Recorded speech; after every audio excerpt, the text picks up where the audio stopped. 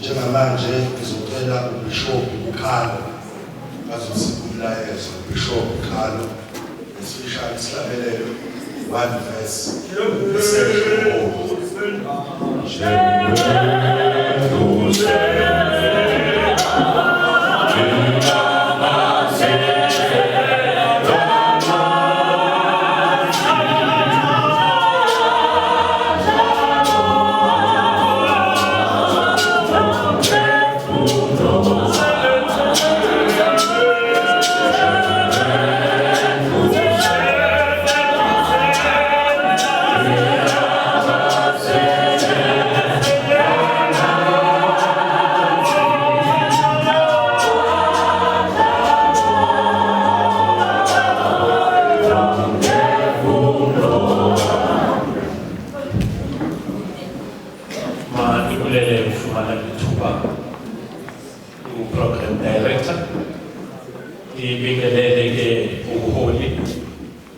Archbishops, Bishop abakhona abafundisi nabomama abafundisikazi abavangeli kunye nabavangelikazi inkonzo kaNkulunkulu yonke iphelele ibingelele nama-elders balapha ekhaya ngegama likaJesu amen.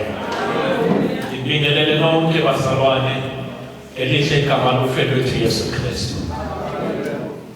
Lo ungaphambili ke uBishop Khalo endaweni yaseFoslows ndize kwinqeku uba uMaXingwane endimazi ixesha elide sisebenza kunye sihamba kuleli vangeli. Namhlanje ndizothi uNkulunkulu asemuhle empilweni yakhe nasempilweni yomlingani wakhe ingathi angahamba ngokuzithoba ngaso sonke isikhathi azithobe. Siyamazi kwaMkhulu ungubaba uzithobile udala ehamba evangelini.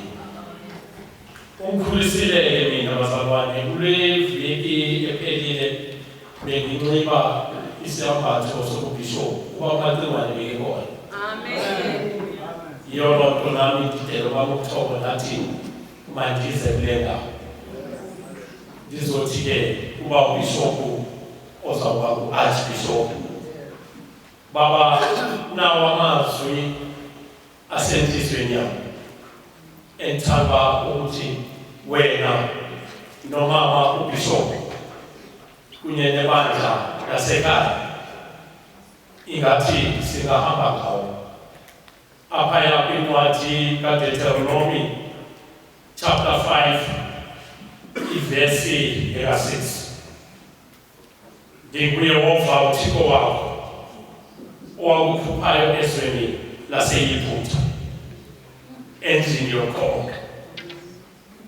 U-8 uze ungazenzeli umfanekiso oqingqiweyo nokuba ngowayiphi na into emelise esezulwini phezulu nasemhlabeni phansi nasemanzini aphansi komhlaba.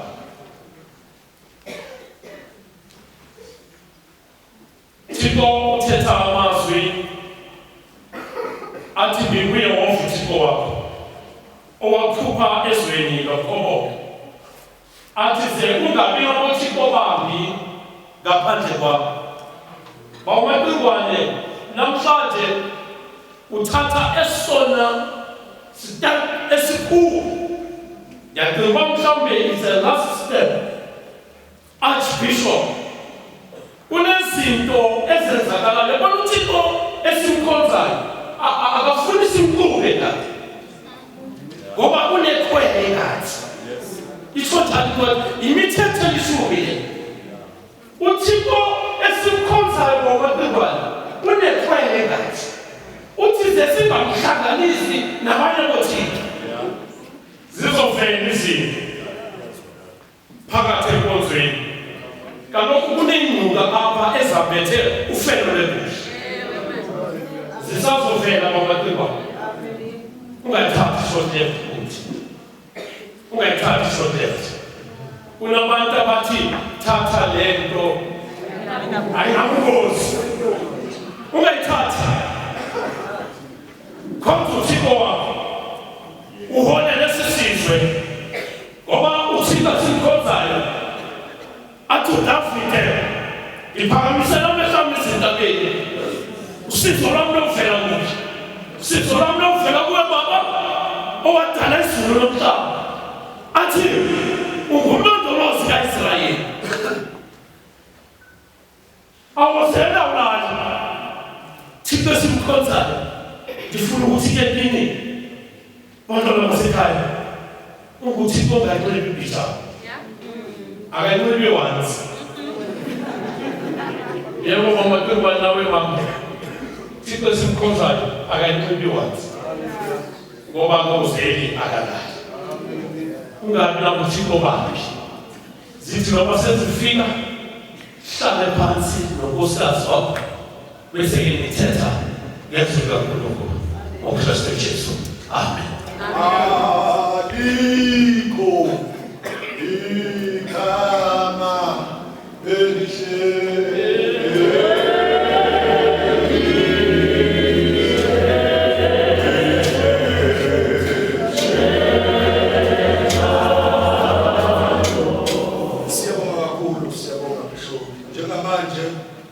Sizobiza ngaphambili uBishop Z Dladla.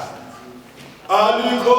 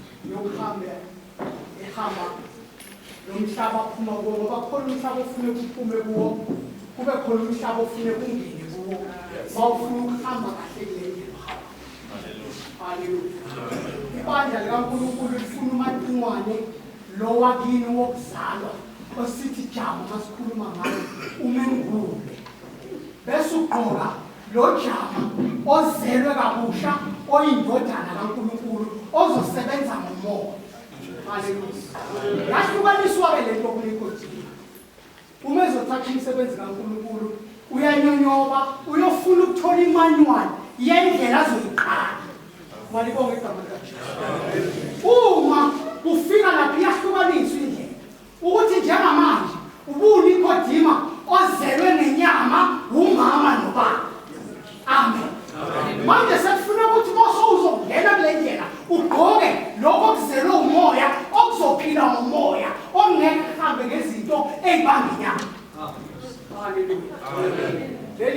kaNkulunkulu. Amen. Kulento ezimbili engifuna ukuyikhuluma.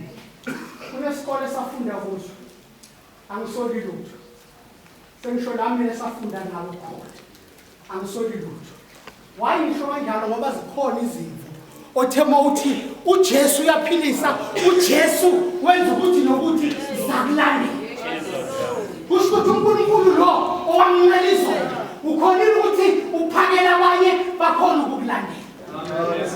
Angisoli lutho esikolweni esikhulu. Lasi izinto engifuna ukuthi ungazilahli esayifunda.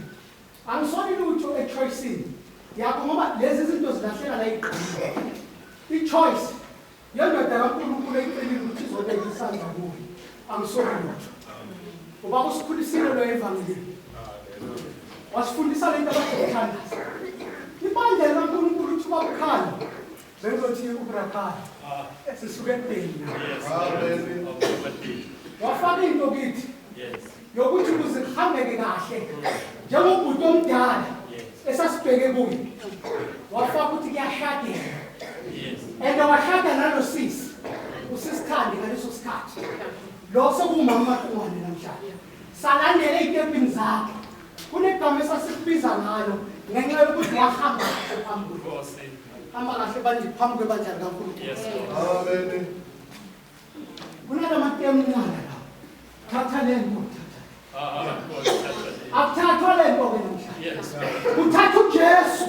Ukuze indlela yakho izoba. Jesus. Kunendoda. Imali. Nazi izinto engicela uzenze. Kunendoda eyalaliswa emphemeni weqhiza. Amen. Kuloyo mpheme kwakukhona insindiso eyayifanele wonke umuntu oseduze kweqhiza. Nozofuna insindiso. And abantu ababekhona ukusizakala ngaleso sikhathi physically abantu ababekhona ukuzilahlela.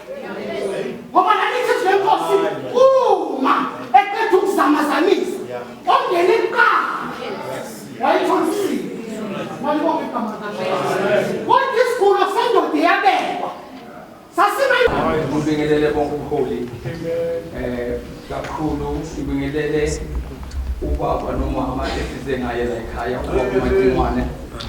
Ngibingelele ibandla lasekhaya Rock. Kakhulu nabazalwane bonke ababiziwe abangaphathi kwendawo. Asithi ukukhuluma izinto eziningi ngani ngoba sikhuluma nomgcojo kaNkulunkulu. Okuyena nathi sithathe kuye. Asikhulumi ngathi sikhuluma nomuntu osanda kukholwa noma ngathi siphendula umzalwane ongazani noKristu. Kodwa nje sizofakaza ukuthi simbonile ethatha lomhawu. Simbonile besikhona nathi uma ekhula eyaphezulu. Bayinqele baba uMatimane nebandla lonke engithanda ukukusho kuzoba kufishane kakhulu. Naka nguthandayo ngiyacabanga ukuthi awukhethanga ibandla. Ngani ngoba mawukhetha ibandla kuzoba nenkinga. Ngifuna ukusho ukuthi umuntu okhetha ibandla kuba nenkinga. Ngani ngoba uma ungasahambi ngentando yakhe akuba khona abacomplain ukuthi samthatha sambeka kodwa akasahambi ngentando yethu. Manje sifuna abantu njengoba nihlezi lapho ukuthi ukhetho ubizobani nguNkulunkulu obizile noma umoya ongcwele owayebavela kuwe wathi hamba lendlela iyona elungileyo. Amen. Bishop afuna amabishop ngama-Shop Steward eba. Amen. Ngoba kukhona umuntu uthi wena umholi kanti uyi-Shop Steward yebandla. Yena ufuna ukuthi ibandla limtshele lokhu bese yena ezinto eziwa ibandla kanti uma ukhetha uNkulunkulu uthi Nkosi ngabe yikho yini lokho engibizela kuko. Haleluya. Amen. Hey bazalwane. Ngiyetha bakonke nabuholi bonke. Kunenkinga uma sihamba ngokukhethwa ngabantu. Ngani bazalwane uma ungasezanga intando yakhe lo muntu lowo isicelo sakhona uzophuma ebandleni. Ngani ngoba awusakwazi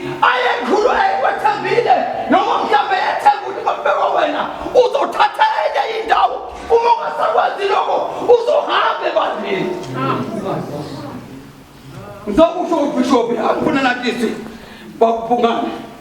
Angifuna nathi ngihole ku uma Ezekiel bizo. Ubizwa kwa Ezekiel. Ubizwa kanjena lithi izwi ukubizwa kwa Ezekiel. Wathi kimi ndodana yomuntu yima ngezinyawo zakho ngiyakukhuluma nawe. Kwangena kimi umoya esakhuluma kimi wangimisa ngezinyawo zami ngamuzwa ekhuluma kimi.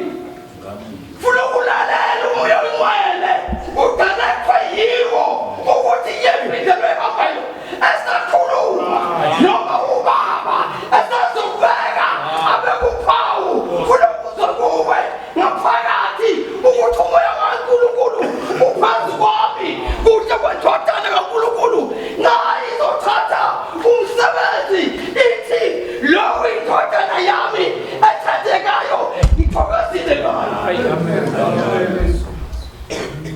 Sifuna abantu abazothi bazolalela umoya wengcwele olalela umoya wengcwele ukuthi ukusakho siyakhulumile bahle siyakhulumile isikhumsaka sikhulu sakululeka ngayo yonke into bese wena uthi Nkosi ingabe wena inokhulumayo noma ukhuluma nabantu leli sonizwayo ingabe lifela kuwe noma lifela kubantu kodwa uthi wazethe esakhuluma uzomoya oyingcwele ungena kuye uthi ndodana yami sukuma umenyawo. Ubaba usazobeka uphawu sengizohlala ihlala phansi. Ubaba ezobeka uphawu funa uzwe ukuthi umoya wengcwele ukwembethe uthi umoya wengcwele ukuthi baba ngiyathawula nokuthelele bakhe sengimestephisini zokugcina manje lokuthi ngikhethele libandla uke wafunda ubaba ufundile wathi uyathatha ulingenisa ukhiphe ufake umaliwi ibandla kuthi wena usobusho bathi abathele iqhuba ngake bathi waze walwisa umuntu yini awulalelanga umoya wengcwele ulalela abantu abadalektayo noma sebekhipha abantu wena ngoba ungethembile wathi wena ngizolalela isilaphe ngoba uthemba uJehova uthemba umuntu okhulumayo ibandla liwe bathi abantu walwisa ibandla selengaka uma ibandla liwiswa ngumholo phezulu uma lenza kahle yithi zonke.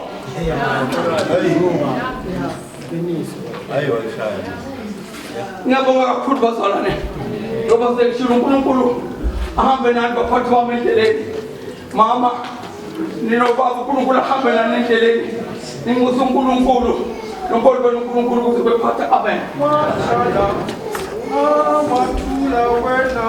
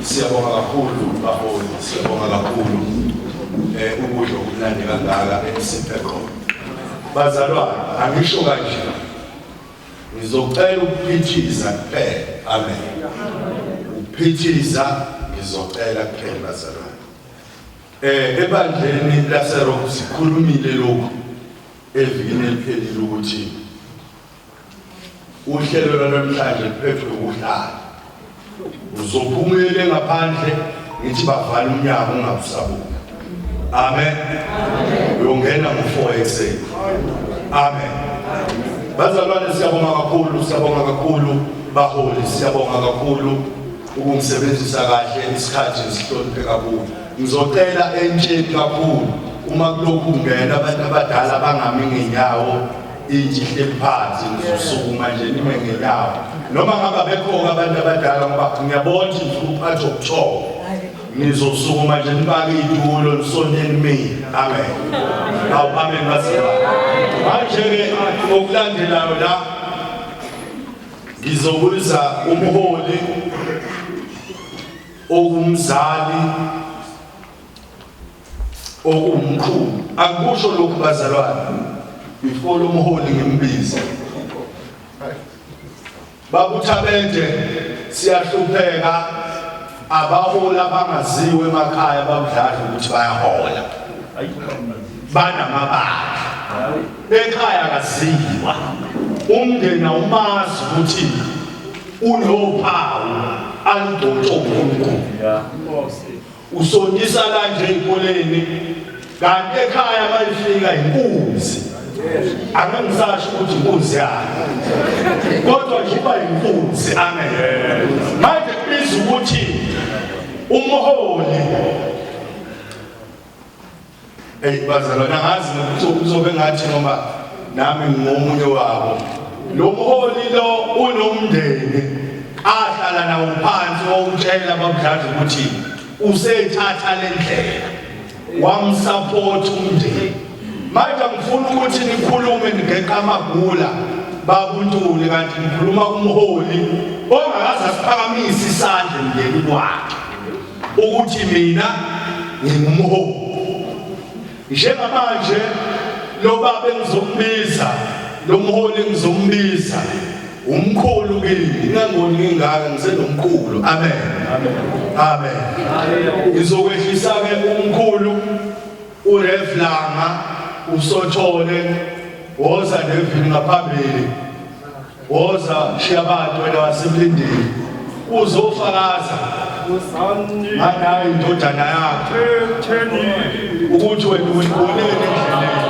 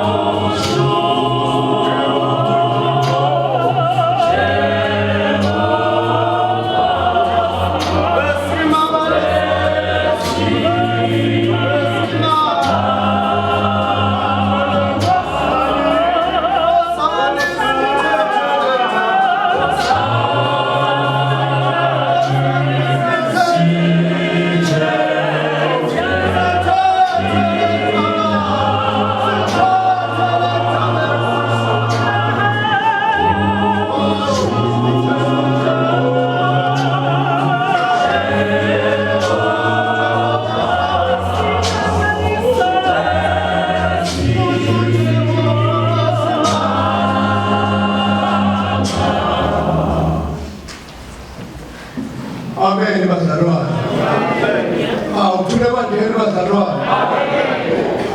Ngathi ngifikela injabulo nosizi. Ngoba uDadewethu akasakuboni lokhu mangibona ibandla limhlophe lonke endlini. Akasakuboni uDadewethu nabafowethu abanye. Haleluya. Abazala abashana lapha. Nami ngala abashana lapha. Namba abazukulu njengoba sebethi mkhulu ngampela hayi uthi mkhulu ngomdlalo hey ufikela usizi ngithi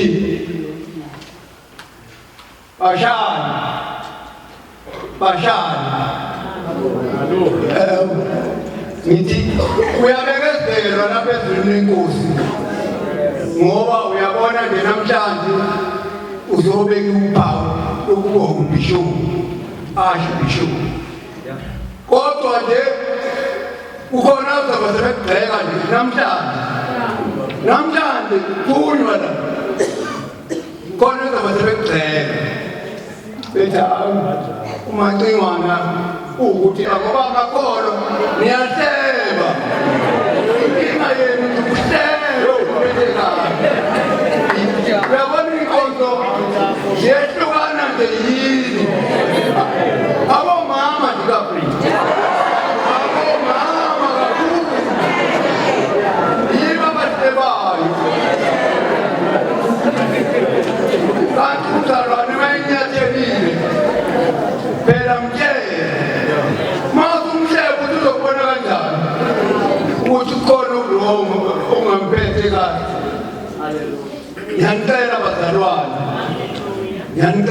bazalwane mbekezeleleni umshana wami nimbekezelele ngiyazi ngizobeka izipho kunamhlanje nje kukhona abangafuni abancaphayo kunamhlanje kubekwa kube yini useyakhohlwa kunamhlanje ngobe seyashibishovu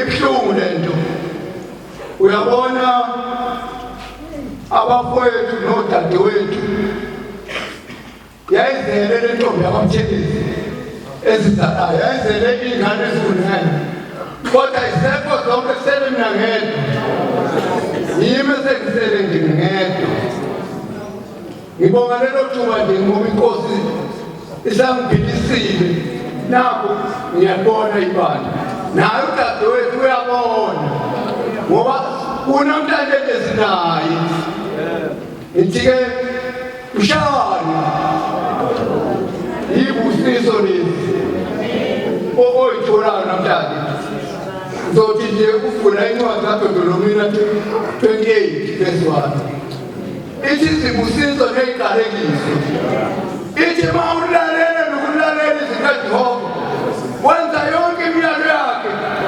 yathi yobusiswa nomndeni wakho wonke bathandekayo kodwa ma ulalela wenza kahle uJesu Kristu ufuna umuntu owenza kahle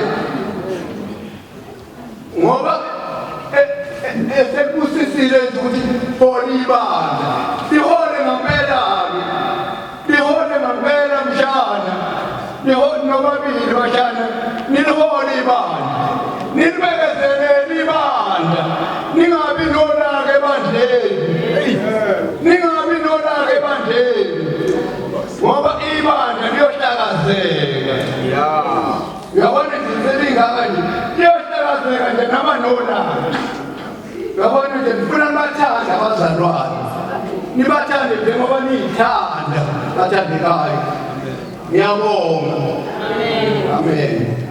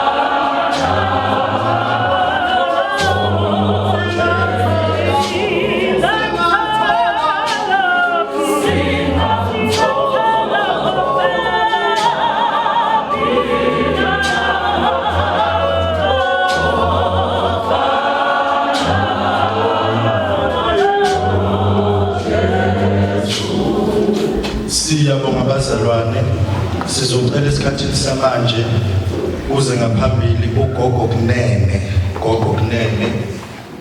gogo Trifina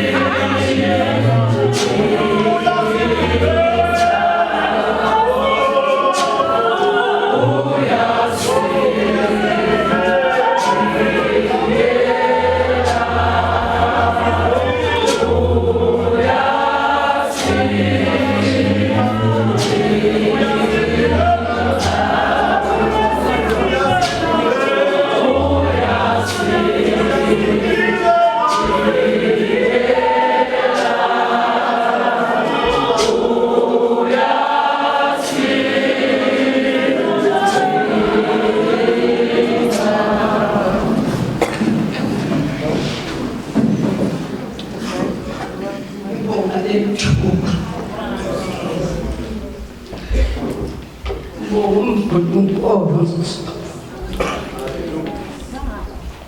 Ngibonga abafundisi, ngibonga abakhokheli, ngibonga abashumayeli, ngibonga isheshikhwaya, ngibonga iSunday School, ngibonga abantu abadala abafana nami. Ngibonga lethuba uNkulunkulu angiphe lona. Uzobongela umntana. Kanti ngiyabonga Phephethu, wena wahlutha dwaba wathakana nyonga kanamhlehle iphaphakanzayo. Sakhipha kaphilakazi waya kaMacingwane. Umsebenzi wakho muhle kangaka. Ngibonga usadele Phephethu, uyithobile kaMacingwane umntanami. Ngiyabonga Macingwane ukumgcinela ingane yami, wayibonisa indlela yokuphila. Ithi uNkulunkulu abe nani, aniqine. Macingwane mntanami, ukuba kumangameli ubheka abantu kunzima, kodwa uma umthemba uNkulunkulu, umthemba ngeqiniso, ungamngabazi, uhlale kuye, uthi noma uphuma ekhaya umbize, uthi Nkosi phuma nami, sengiyenkonzweni. Uzohlala nawe kuze kube naphakade. Thandi khonza uNkulunkulu ngeqiniso, uthi uma ngikhonza ngeqiniso ngizohlala nawe. Uyabona ngigugile ngisho ngine 90 years mntana wami.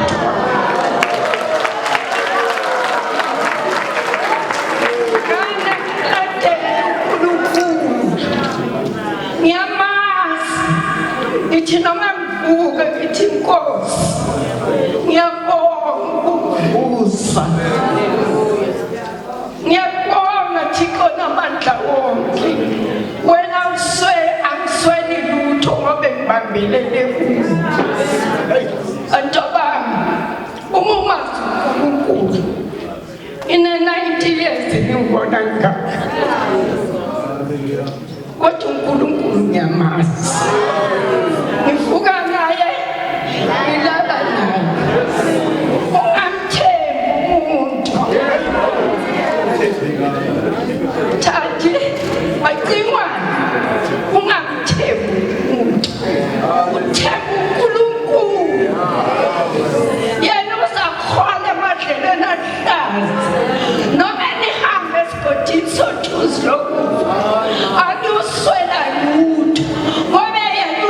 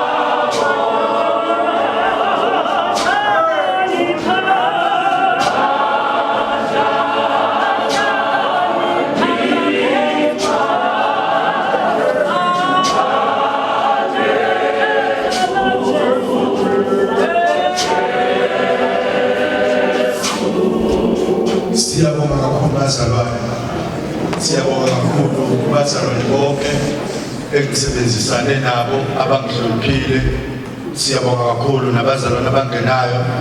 Siyabamukela bonke abazalwane. Njengamanje bazalwane ngisathatha ikhefu okwesikhashana, ngiyadlulisa manje uhlelo lami, ngidlulisa kumfowethu uThabethe ozothatha Thabethe. Siyabonga, siphumule. Okay.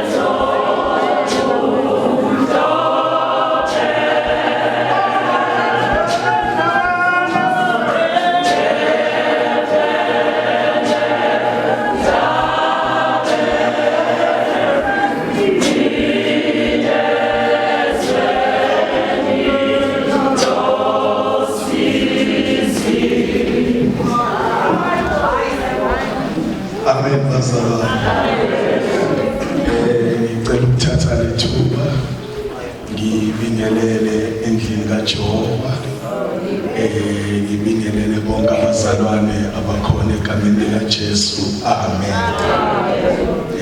Ngicela ukudlulisa isibingelelo sami umama nobaba umchunu egameni likaJesu. Ngiyabingelela abazali egameni likaJesu, amen. Ngibingelela yonke i-leadership ekhona endlini, pastors, abavangeli, bishops, archbishops, apostles. Ngiyabingelela lonke abaholi egameni likaJesu, amen. Bese ngibingelela bishop wami baba uShabangu benomama egameni likaJesu, amen. Ngithatha ithuba ngizazisa igama lami nguLangelihle wakaThabethe, kanti ngikhonza ebandleni lobuhle bukaKristu, amen. Kuyintokozo ke bazalwane, ngesilungu bathi it is an honor ukuthi nami ngizophatha uhlelo ubaba uShabangu esazosebenza ipart 2 lena. Ngiyabonga kakhulu singapastor Hadebe, ngiyabonga Takababa ukunginikeza le ndima egameni likaJesu. Ngiyathoba kakhulu, amen. Kuba ngathi it is my fluke ukuthi uma mina ngizophatha lo hlelo ngoba ngikhonza nobaba Shabangu, amen. Noma ubaba Shabangu umphethe bandleni, kodwa ke nginomlando nalo baba ngicengwane, amen. Umlando wami mude kakhulu njengoba nizwa umgabadeli ifakaza le ndaba, nginomlando nje omude kakhulu, amen. Ngingafakaza ukuthi ngiyamazi baba evangelini, amen. Wangiphendula nje ngibeka la etafuleni kucela bobhuti bami nje la engidresse nabo, ngami ngiyabona ukuthi ngiseduze nekhasoko manje. Ngempela ukuthi nami emsungeza ngibona bobhuti isikhumbuzo nje, ngiyabona ukuthi cha abaholi engadressa nabo. Mangifika nami udress ngoba ke thina sagcinwa ke yilento edress yasigcina nje evangelini saze samazi ke uNkulunkulu, amen. Abazalwane bendlulisa nje saziso lana, ngiyawuthola umbiko ukuthi kunegatsha laseBinoni lana ekhaya liqeda nje ukufika la ngaphandle. Umfethu lo semnyango sizobukana nje maseberedi sibafaka abazalwane ngoba nabo bonke beze kulungaba, amen bazalwane. Ngalawo magama lana ngiphethe nje part 2 bazalwane engizophatha nje program. Ngicela nje ukubani program yami ukuze umzalwane nomzalwane ayilungise, umholi nomholi ayilungise oku program, amen. Lana okokuqala sizoba nobaba wethu ubaba Malinga, amen, webandla le-Pentecost ezofundisa ukuthi how to lead a ministry as an archbishop. Sidlule sibe nobaba wethu ubaba uBishop umgadi webandla amandla okuphila uKristu, how to treat the archbishop. Sibe ne-message from our Archbishop webandla le-Free Church of God, ubaba wethu ubaba uBishop uMncube, the Arch mkhonza ebandleni lobuhle bukaKristu, amen. Ukusuka lapho ke bazalwane sizothi ukuba strict kancane baphathebe la eminyango ngoba umsebenzi wethu uzobe ususemongo usuqala. Sizoba nenkonzo yokukhanyiswa kwezibani nokudliswa kwesidlo senkosi. Ubaba ke lo osala mina presiding bishop ubaba uThabethe, amen. Uma siqeda lapho siyobe sesingena enkonzweni yendumiso esizoyithola kusisi wethu uMpho wakaBhukube ebandleni lobuhle bukaKristu. Sermon of the evening noma of the night, Bishop David Wani ebandleni lobuhle bukaKristu, bese singena enkonzweni yobucoba. Ngesimanje sihlabelelo bazalwane ngizochitha isikhathi after each and every speaker ngizogama nje ngifaka ispeaker baba wethu Malinga ebandleni lePentecost, amen. Owangifela Oh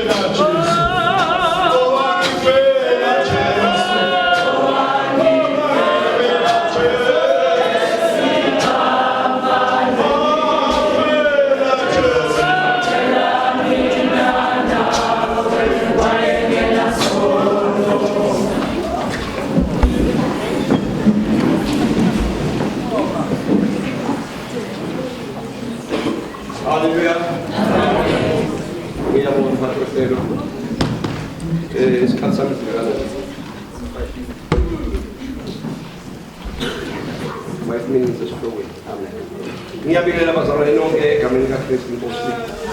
Ngibingelela ibandla le-Rock of Life. Ukhethekile ngibingelela ubaba wethu bakuMacingwane nomama. Osingabo. Ngibingelela Chief Officiator Bishop Shabango. Ubuholi bonke kukhona ama-Archbishops ne-Bishops abavangela abafundisi. Abahlonishwa bonke abakhona phakathi kwendawo. Ngiyabingelela. Amen. Isihloko sami ke kuthiwe nje ngithi u-Archbishop uliphatha kanjani ibandla. Ngizokhuluma nje ngalokho umphathi hlelo nginika 5 minutes. Esihlokweni. Kunamehluko wokushumayela nokuthi kufundisa. Amen. Amen. Makuthiwa shumayela ne-1 minute enough. Amen. Kodwa makuthiwa fundisa. Hallelujah. Amen. Angisole uthoke bazalwane. Isikhathi nje yithi ngoba singabantu. Hallelujah. Into engiyithandayo ke ibandla mholi siyabonga kuhlelekile. Ngiyabona ukuhleleka emazweni. Ngiyabona ama-volunteer, intombi neinsizwa nomama kuhlelekile ngendlela ekahle. Hallelujah. Engathi ke kungebe ukuhleleka kwe-event. Engathi ngaba ukuhleleka ukuthi ibandla lihlelekile. Uqhubeke kuyaphambili. Hallelujah. Ikhulumi ezikhulume phambi kwami bazalwane sikhulume kahle kakhulu ngicabanga ukuthi ngibambe onke amazwi nami ngivuselekile ngoba bebesemoyeni futhi iningi labo beshumayela. Amen. Yabona ke ukukhuluma nomuntu onomsebenzi kwesinye isikhathi kuyakwenzeka nje angezwa ngenxa yokuthi ziningi into ayibhekile bekuthi abantu bazohlala bekuthi abantu bekuthi kuhlelekile ama-ushers enzani yabona bakhona nje kodwa ngiyafisa ukuthi bakwenzingwane isikhathi esincane ngizosithatha engathi ngiyakubamba nje lokhu sizosizakala nje so angisambingelelanga u-Archbishop ongiphethe enhlanganweni ze-GC bakuncube ungazi ungixosha. Amen. Hallelujah. Uma mhlawumbe-ke ukukhuluma amazwi noma amazwi bengizokhuluma noma izwi bengizolivula incwadi yamaHebheru chapter 5:1-4 angikabe zulishintsha-ke ngoba ukhulume kahle umhlonishwa. Haleluya. Mphathele abasebenzi abanje. Haleluya. Okay. Lamazwi avulwe mamhlanje bazalwane. Angeke ngisawafunda ngoba ufundile ngicabanga sonke sizwile. Kunehloko nje ezimbalwa ezithintwe lapho. Uthixo ukuthi umholi ukhethelwa abantu kukaThixo. Amen. Ukhethelwa abantu kukaThixo. Akakhethelwa abantu ngokwakhe. Ukhethelwa abantu kukaThixo. Wase kubheka ukuthi yasikhuluma ukuthi uhambisa izono noma uhambisa umnikelo wabantwana bakaNkulunkulu ebuthakathakeni babo naye enobuthakathaka babo. That means ukuthi bazalwane umholi uqobo lwakhe is a human being. Ukhona ubuthakathaka umholi abhekana nako njengomholi. Usazoba nenkinga mholi ukuthi abantu okhonza nabo usazoke ukhulumile umuntu baba nawathi bahleba umkhulu. Basazoke bakhulume ngawe uzwe ukuthi bakhulume ngawe. Ungawabuzi. Ungalenza iphutha lokuthi ngizwile kuthiwa why wena uthikile.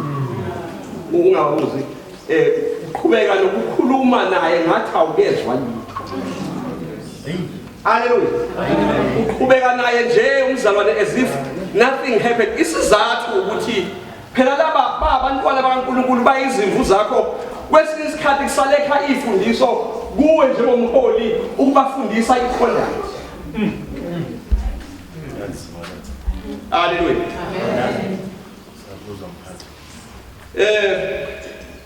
Okay, kwathiwa kumholi akekho zikhetha yena kodwa ukhetha uSomani. Ngijabuliswe nje ukuthi ngibone uDladla ngiyathola benkhonza nonke. Mase kuyangithokozisa lokho nokho kusho ukuthi ekuphumeni kwaba khona ubizo ngoba kuba lenkinga ukuthi la kade nikhonza khona abantu yabona nje angeke ngihlale lapho kuleyo izothinta amakhono. Haleluya bazalwane. Umholi nomama baphethe abantu abahlukene abaphuma emakhaya angafani. Lokho ekufuneka sikwazi ukuthi into eyenza ukuthi kube ngathi umholi akazwani basalexabana bazalwane. Awunothisi ukuthi abantu obaphethe emakhaya baphuma kuwo abafani. Abaphuma ekhaya ophuma kulo abazalwa nawe abakhulanga ngendlela yezifundiso zasekhaya. Right. Ithi ngithi nje la ebandleni kunabantu abama first born sons and daughters emakhaya. Ama first born sons and daughters banenkinga yokuthi yonke into iqala kubo. Yonke into iqala kubo. Leke mawukhuluma nabo baba nayo into ukuthi because ujwayele ukuthi ekhaya izinto qala kithi. Wayengibona ngazange akhulume nami, wayehamba yokukhuluma angakhulumanga nami. Adwela ukukhuluma according to the structure ukuthi ngikhuluma no general secretary noma no chairperson. And uchairperson akayona first born. Hallelujah. Izinto lezi zikayo. Bese bakhona la bethiwa mama born. Sons and daughters. Those are attention seekers. Abafuna nje ukuthi phatha bonganywa bona labeleli le mangasabelanga wayingomanga wayingazoni because yaze attention seekers. Hallelujah. Kube khona ama last born.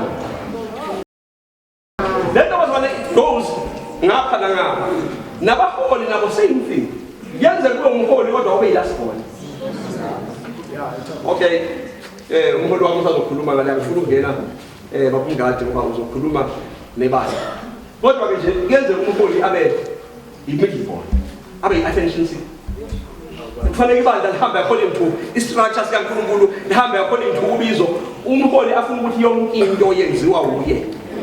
Ngene eminyango uyanikelisa uyoqala phambili uyofutha.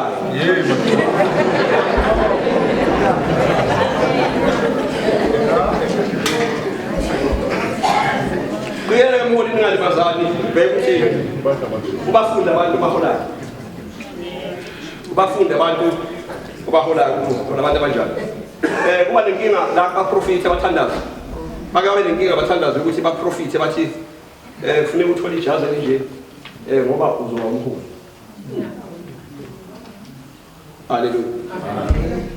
Kufanele uthola ijazi elinje ijazi lamandla ngoba uzoba umholi. Akube umthandazo ukuthi uzoba umholi wani. Sekuyabe umholi bandla. Nalo profetiyo naye phela isprofeti umholi bandla. Uyakhuluma naye usenokwakhe ngoba unento uzohola uzohola kanti wena isikhathi kuthiwa uzohola kwistructure uzoba chairperson wena isikhathi kuthiwa uzohola ngoba emsebenzini uzoba into ethile bashop swat yabona kukhulunywa ngokuhola bangachazwa ukuthi uzohola ini kanjani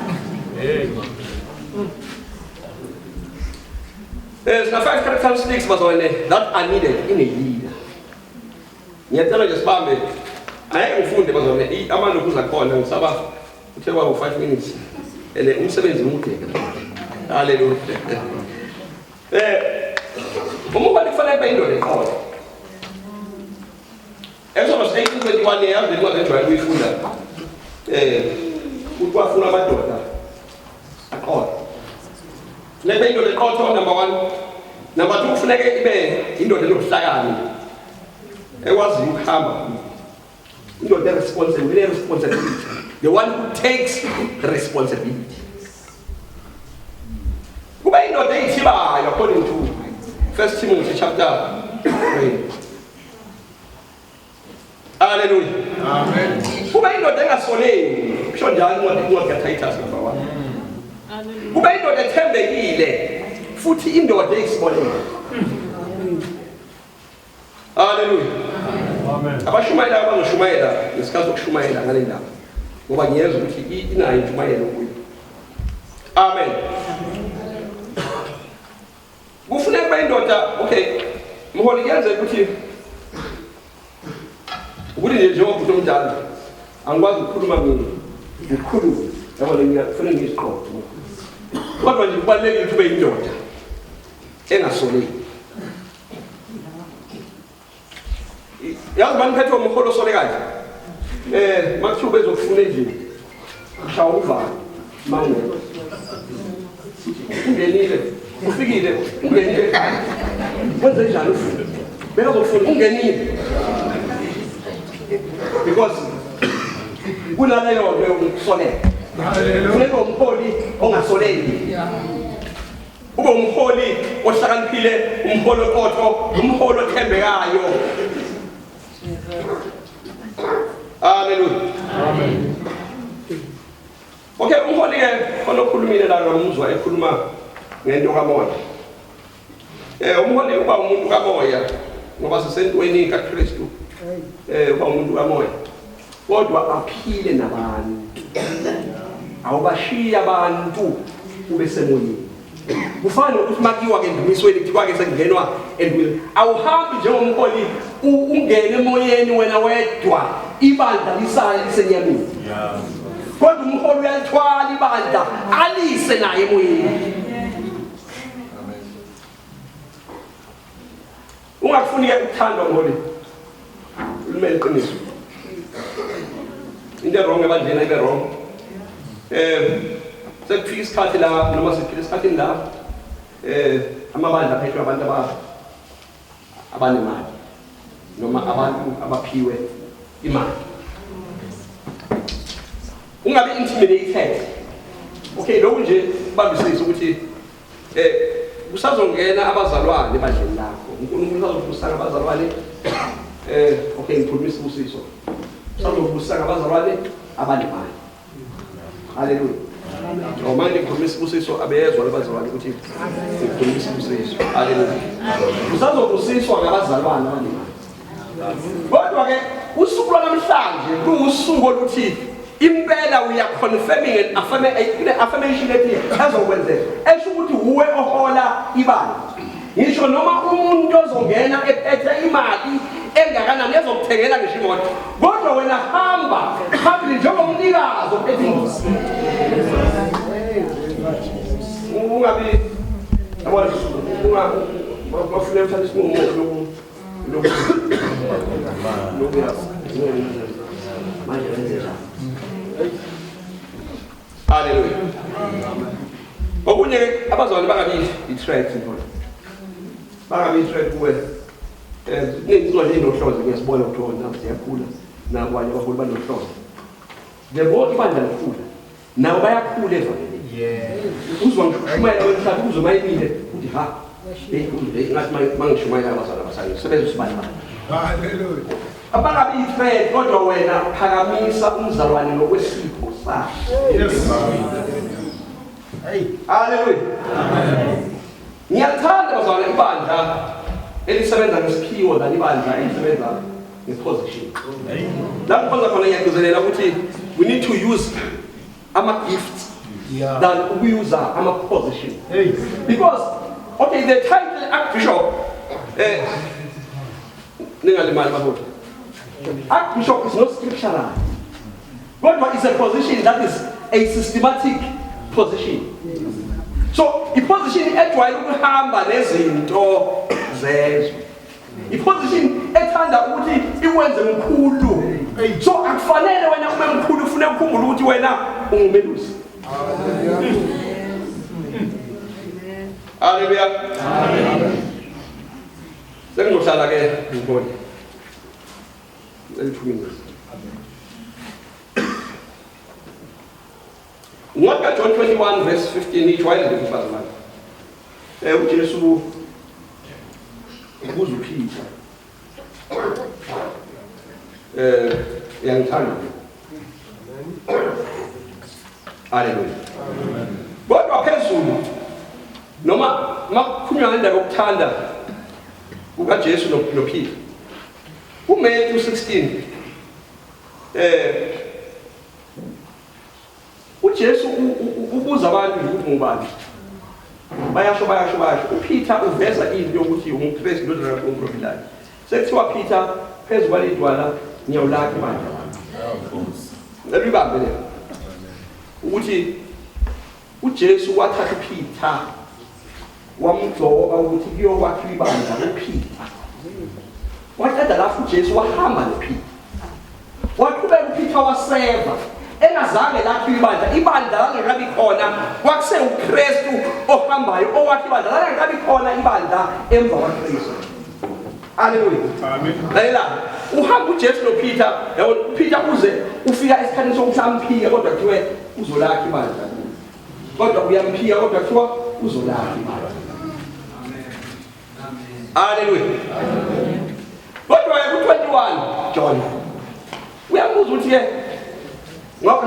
angise confirm into ukuthi ngakhi bani uyangithanda yebo Nkosi ngiyakuthanda ukhuluma okay umuza kuze kathathu wathi akaphe ngifama undam yalusa izinto yipha izinto alright kunamehluko bazalwane phakathi kwamawundlu amazinyane nezimvu lokudla azidli into efanayo abancane abadli njengabadala kuba nalo mehluko ukuthi ekukhuliseni kwakho noma ekwendleni kwakho kufuneka wonke wazi ukuthi awumfunzi umuntu osemncane umfunze into eqinile futhi awumfunzi into ethambile umuntu osemdala ngeke asuke lapha ekwaluseni ke noma lapha kule ndaba yokuthi ipha amawundlu kukhulunywa ukuthi abazalwane bayondliwa ngezwe abazalwane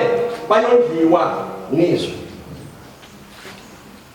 into yokwalusa abazalwane ngake ngalusa ngahlala emakhaya ngalusa ngiyakwazi ukwelusa ukuthi nokuba izimvu ngazilusa ngapi ngalusa imbuzi neyinkomo kodwa ukwelusa akekho umuntu ongavolontiya ukuye ekwaluseni ngoba ekwaluseni ula kuba yisithibala oqala okugcina iy'nkomo ney'mbuzi azazi noma kuyi-birthday yakho azazi noma kuyi-Christmas izifuna ukuyodla haleluya so ayikho into emnandi ekwaluseni ayikho into engathi i-entertainment evaluseni nizakhala nina nabafana nihambe niyobhuda nihambe niyodla indoni kodwa ayikho into engakwenza ukuthi ufune ukuyokwelusa so uma uyokwelusa uyathunywa awuziyeli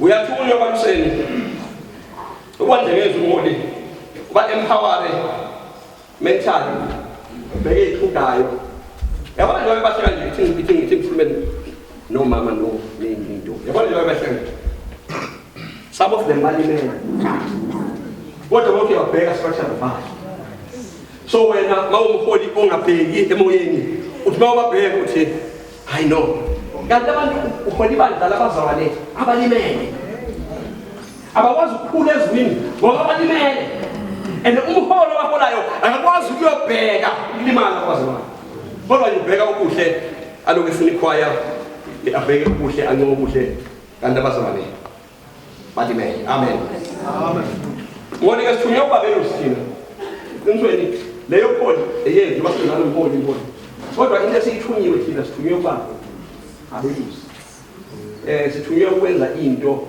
esingavolunteeranga mawuthunywe ukuba umelusi ke ulalela umnikazi weyinkomo nomnikazi wezinto awukwenza ungasikho okomnikazi wezinto kodwa konke okwenzayo ulalela uKristu ulalela umnikazi wezinto Inkosi yomusa inibusise amen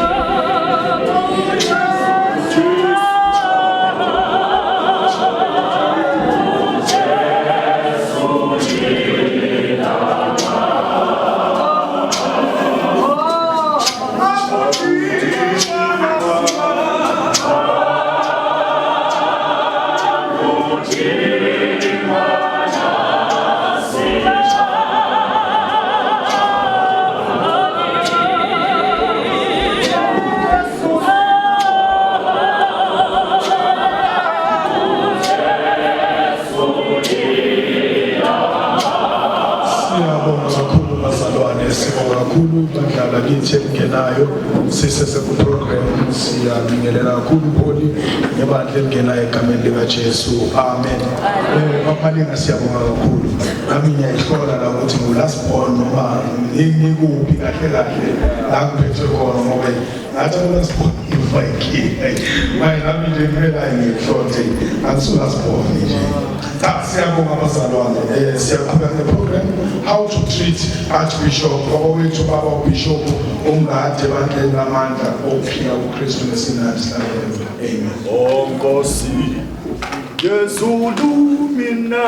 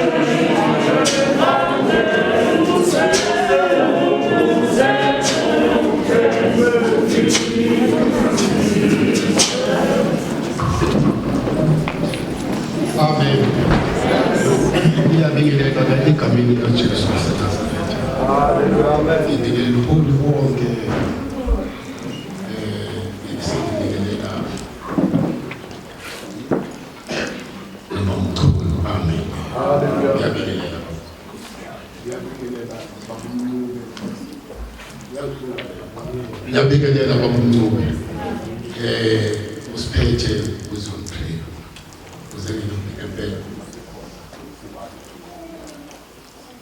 bazalwane akukhulu enguphethe futhi akuncane kodwa kuphelele futhi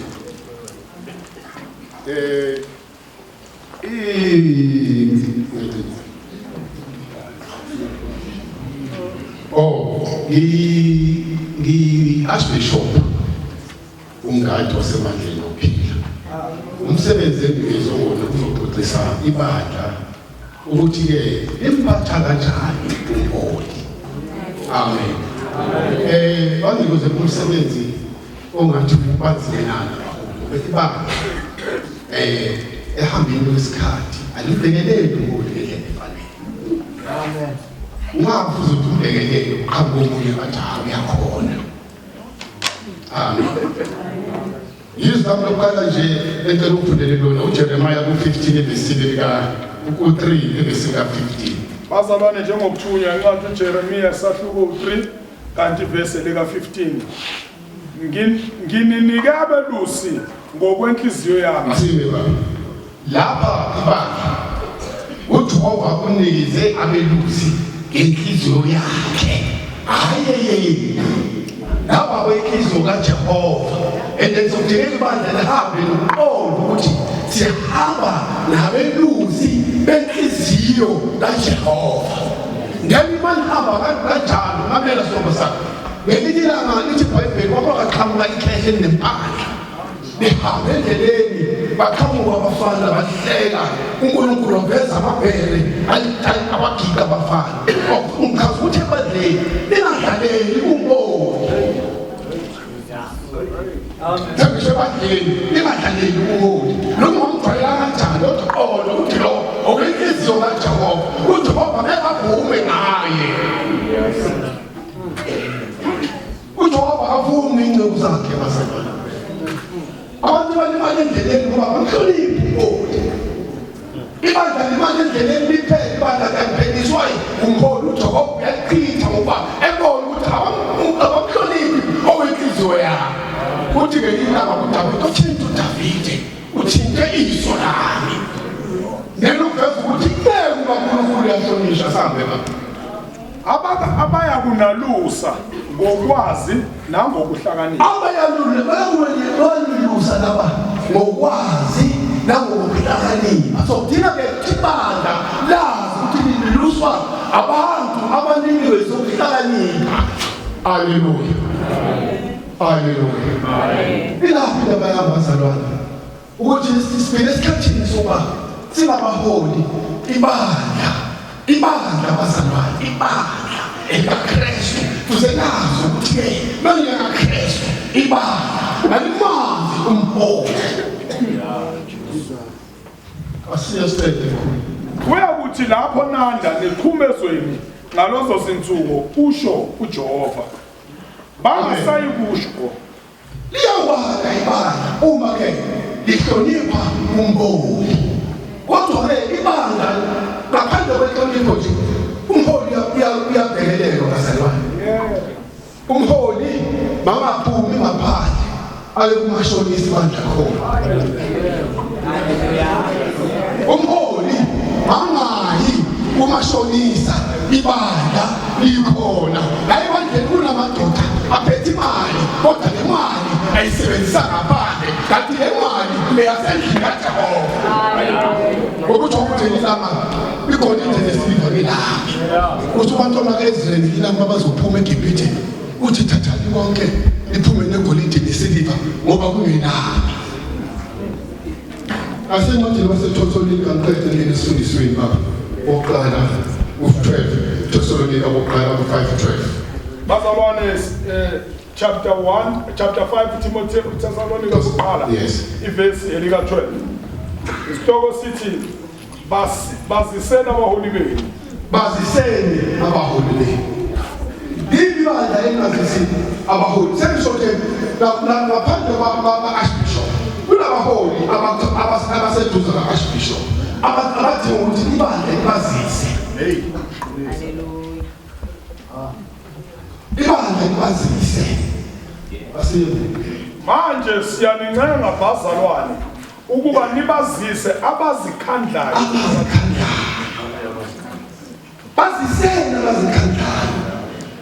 Manje sekunengi bazalwane ukuba-ke ibazise abazikhandlayo.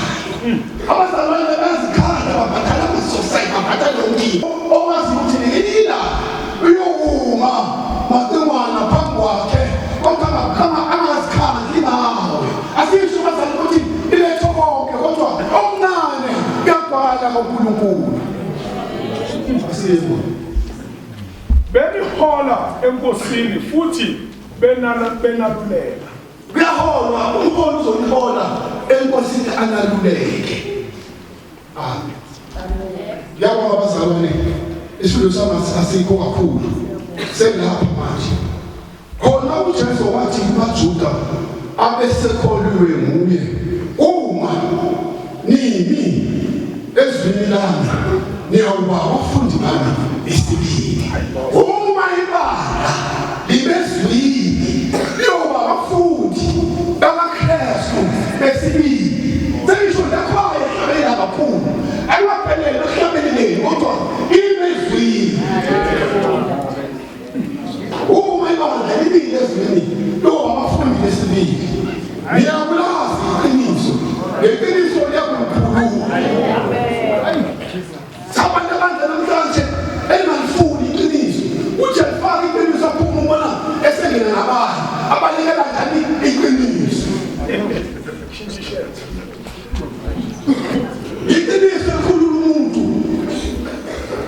Iqiniso elikhulula umuntu. Jesu uthi uma ningabafundi bami nokungaba uma nikholwa nguye uma nizwa izwi basiyike into abalokile yizwi umuntu ngamunye ebandleni kumele azi iqiniso bese aphila iqiniso sengisho mina umuntu munye ebandleni kumele azi iqiniso iqiniso lizavela kumphathi iqiniso umphathi nakayithathe umama iqiniso lithatha kumntana ngokumphathe nokulandisa ngokumntana babamntu uthi uJehova ngelinye ilanga u-Aaron phuma ehlane Aaron yaphuma ehlane uthi uzohlangabeza uMose and then uMose uzokutshela izindaba ezihlangene nasi indaba ezizovela kuJehova babamntu kuba umaqinqana indaba ezivela kuJehova and then u-Aaron azangathi uJehova ukhulume kuye bese kuba ngathi uMose usemncane kuye u-Aaron wayo wenza njengoba uJehova ashilo wathi mhlangabeze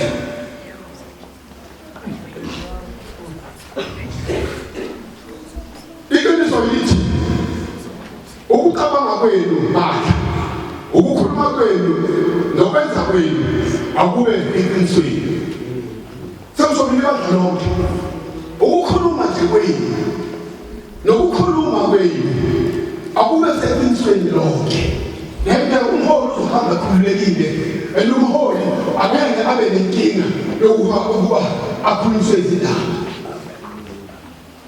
uMaMaNtungwane akuyena umuntu oyezindaba manje uMaMaNtungwane unabo abaholi bakhe okudinga ukuthi izithethe kuye uMaMaNtungwane ukuthi yena uhambe ayokhulekela ibandla kuJehova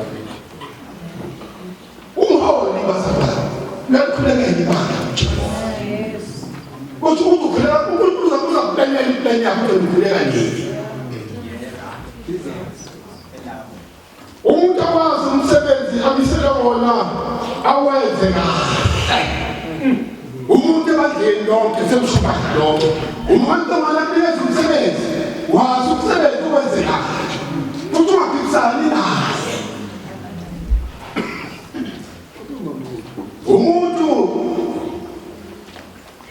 ngamunye akahlale okuthandweni ukuze akwazi ukuba nene uthando bazaleleza umuntu akhululeke uma ungenawo uthando asoze wakhululeka futhi asoze wabambeka uthando lenza umuntu kuba akhululeke uma ungenawo uthando uJesu uma nithandana uveza ukuthi uma belithanda and then abafundi bakhe isibili okuveza ukuthi uhambe nabo bangakabo abafundi besibili useni konke uma nina nithandana niyoba abafundi bami isibili. Amen.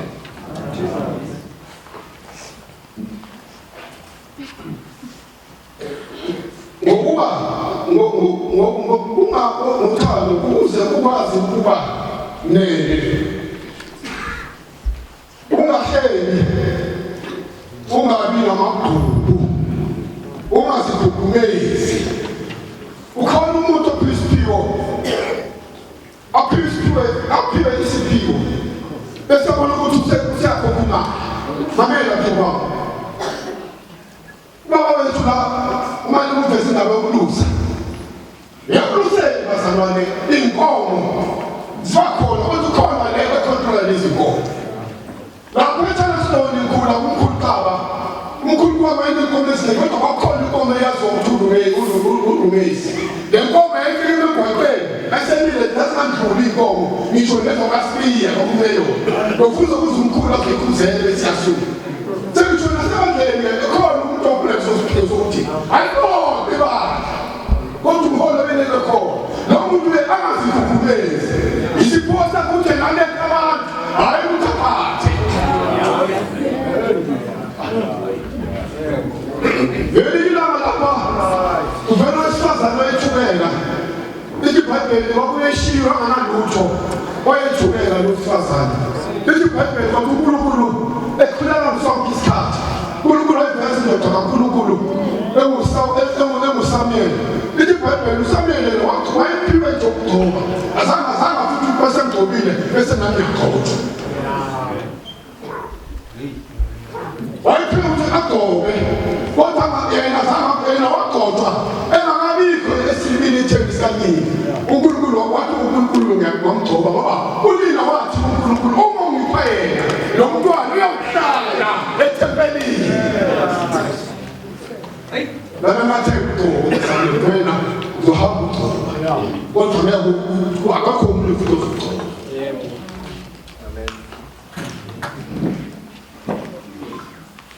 Lingahleki ngokuba nabi namagqubu ungazikhukhumezi ungaziganisi ungaziphathi ngokungafanele nokungathokozi nokungalungi kodwa thokoza uthokoziswe iqiniso ngakho ngokwehlelo likaMdaka kunomnikelo basana ngokwehlelo likaMdaka hayi amatwana ebangathi ngokuhlelo lakaMdaka kunomnikelo ulezoka nomnikelo kweli ibeleleni ukuthi ke bandla ubaba wethu simbelela kanjani ngokelo ngokuhlelo lakaMdaka bafuna iBhayibheli lila ngoAbraham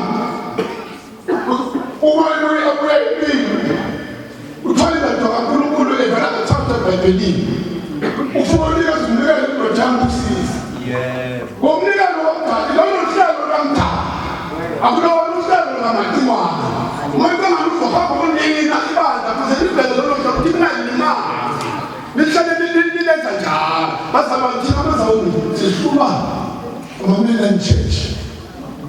Church bazalwane bayahola abafundisi bayahola abafundisi umntana womkhathini imfundiso nabo bathi ngathi sicela ukubonisa la yakho ethi mina ngishiye ekhaya because laba bantu laba they organized bayalwazi uhlelo lomntana sengiyaqeda bazalwane isikhathi yabona sesiyaphela kumele ukhishwe kuze ibandla lihambe nemali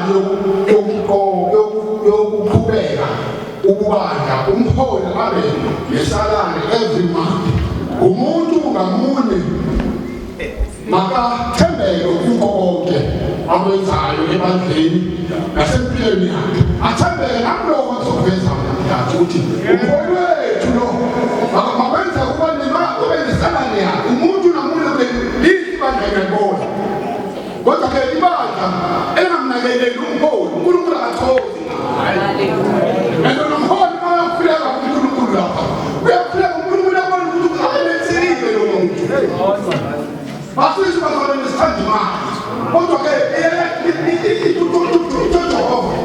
igolide nesiliva engenakade igolide nesiliva asebenzile kubaholi wakhibeni ukuthi emiliyoni umuntu akuhamba ngenyanga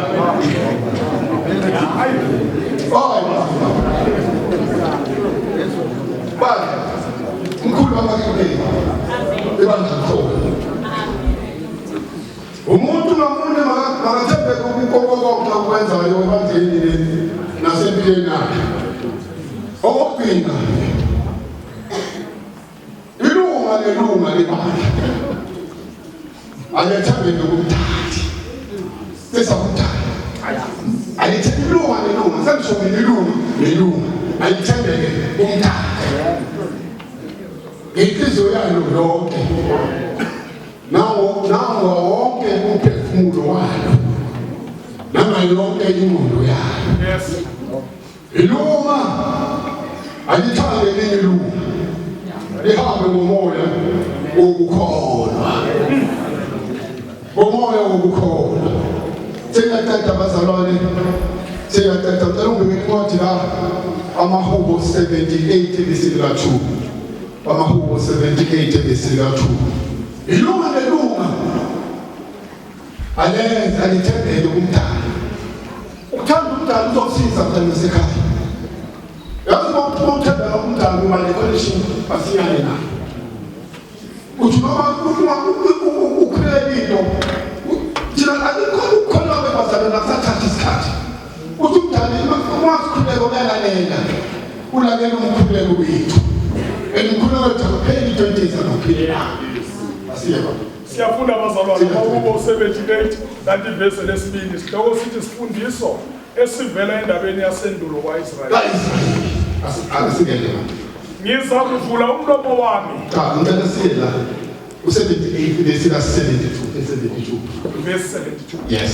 amen ivesi lika 72 bazalwane 78 72 ya njalo kwabelusa ngobuqotho benhliziyo yakhe njalo ngoli obeluse uzolusa ngenhliziyo yobuqotho bakhe Mamatona uthobeli uthembile ba uzobalusa laba ngobuqotho benhliziyo yakho amelimazi asiyesiqedile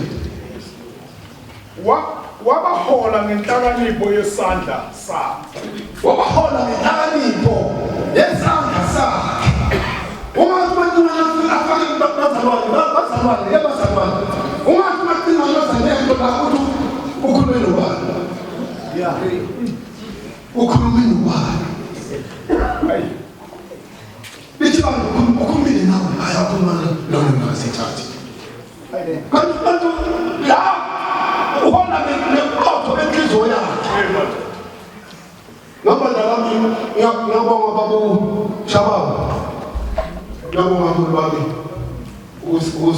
usinika leli thuba nami ngiyabonga babu la uthube khona uNkulunkulu akusize bana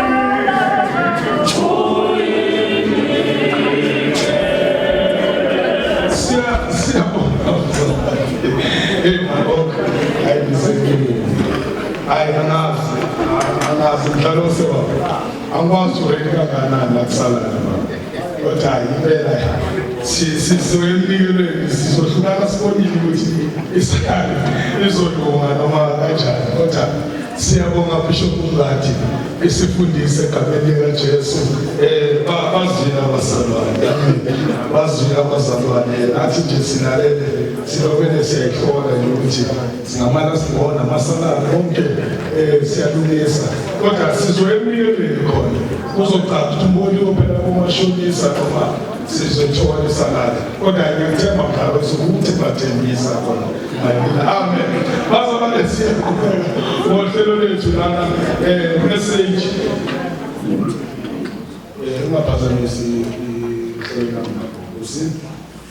siyaqhubeka bazalwane ngohlelo lethu siyabonga kakhulu i-contact from ukwaya bonke abafethu abahlabelelayo sibe ne-eye contact ukuze sikwazi ukuhambisana kahle message from the Archbishop ubaba wethu uBishop umncube webandla le-Free bazalwane egameni likaJesu amen. Hallelujah.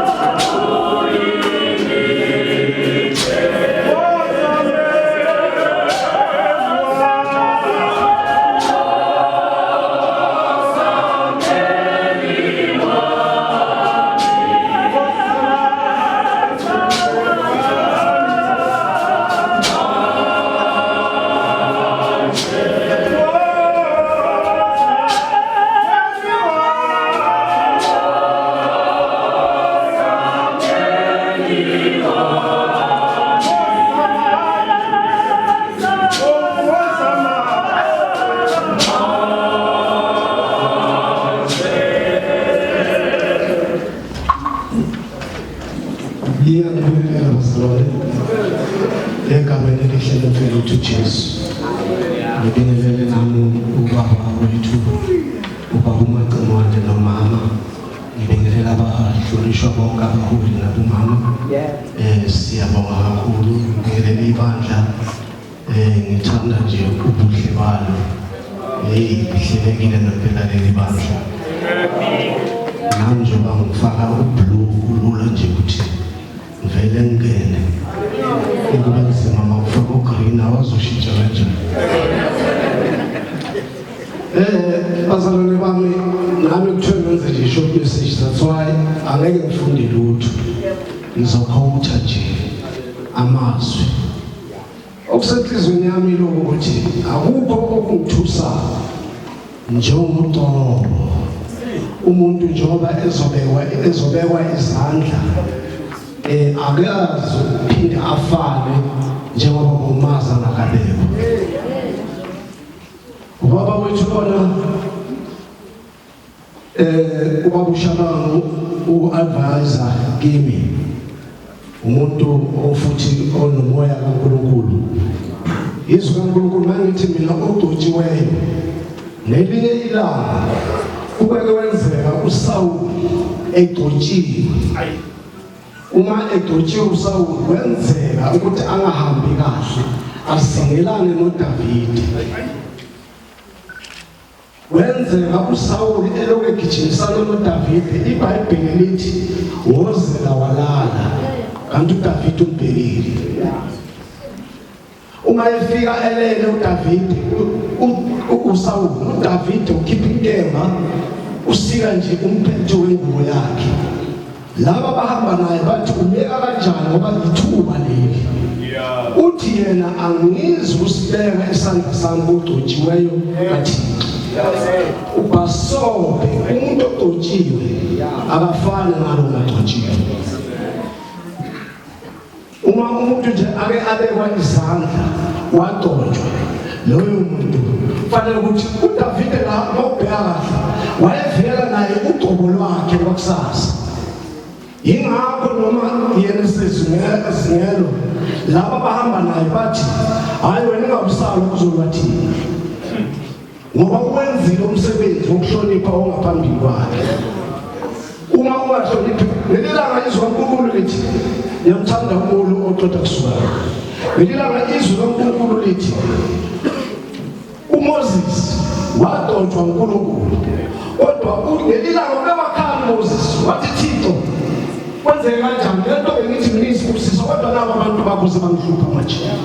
Lithi izwi kaNkulunkulu abantu baka-Israyeli bakhala kuMoses bathi sesikhathele manje ukudla imana, sesifuna inyama thina. Wakhala inyembezi uMoses, izwi kaNkulunkulu lithi waze wathi uMoses lo msebenzi usuyangehlula ngenxa yokukhonona kwabantwana bakho, futhi sengiyabona ukuthi angeke ngiwenze ngingedwa. Izwi kaNkulunkulu lithi usethi-ke uThixo kuMoses, ngikuthela amadoda awu-70 owathembayo. uMoses ugcotshwe nguThixo, kodwa uThixo uthi uMoses uthi amadoda owathembayo ngizothatha umoya okuwe ngufake kubo. Ayizwakala. Uzothatha umoya okuMoses ufakwe kulamadoda. Ayibazana. uMoses wazikhethela amadoda, kodwa umuntu owenza umsebenzi uThixo wathatha umoya lolo kuMoses wawufaka kulamadoda ukuthi amadoda lawo ahambe ngokusho kukaMoses. Ingakho nangelilanga uHezekiya uma egula izwi kaNkulunkulu lithi wafika umprofethi kuye wathi uzofa. Uma eqhubeka umprofethi yakhala uHezekiya lithi iBhayibheli wabheka odongweni, uNkulunkulu wathi uNkulunkulu ohlelekile. uNkulunkulu masekolezwa kuleyo kwale ndoda akatshelanga le ndoda ukuthi awusezukufa, watshela naye ayithumile ukuthi hamba umtshela ukuthi awusekufa. Omunye umuntu unokukhuleka kodwa lomphetha awuzomtshelana. uNkulunkulu santshelile nophasile Thixo kanti akekho njalo ngesisiphuphuthi akuhamba nge-order uThixo. Ayibasana futhi umholi wakho seshona nje ukuthi bahloniphe abaholi bengasabani uzokwazi ukuthi izinto zenu zihambele kahle, ngoba uma uhlonipha ogcotshiweyo kaThixo noma umholi ngathi usasiphuphukayo iBhayibheli lithi uNkulunkulu wathatha lezi zinto ezibuthakathaka wasenza kwaba yize nathi zibalulekile eziyizitho zomzimba. Lezi nathi zibuthakathaka noma eziphelelekile lezo usebenzisa uyifihle yizo azenza ukuthi zibalulekile. Lezo osmayela ngawo usmayela ngamazinyo uthi namazinyo amahle baphila ngaphandle kwawo amazinyo. Kodwa khona into engathi buthakathaka kuwe kodwa ebaluleke ngendlela emangalisayo. Izwa uNkulunkulu nje nami ngithanda ukushiya ekadeni ukuthi umzalwane nje uNkulunkulu nje bazobeka izandla akaseze ukufana ngalesa sikhathi emazi ngalo uNkulunkulu usisekele. Okay.